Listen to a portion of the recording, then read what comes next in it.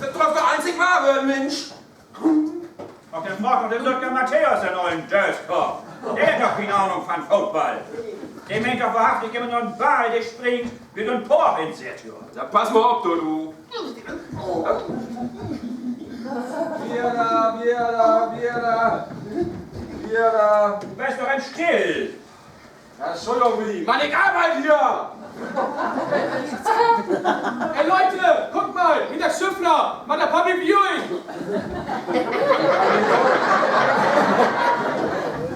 Dann geht los mit der Sünder, du Spaß im Mack.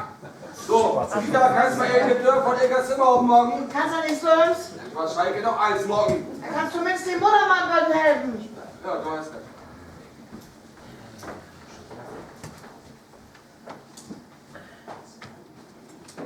Mutter, du musst den Rück umrichten, das ist nicht gut für den Anschieben. Kommt die mal Gradwin tragen. Hier, gib mal so. Was sind die alle noch weg an den Hals? Hopp! Gut so, gut so. Gut so. Wieder. Du hast noch viel Platz. Wieder.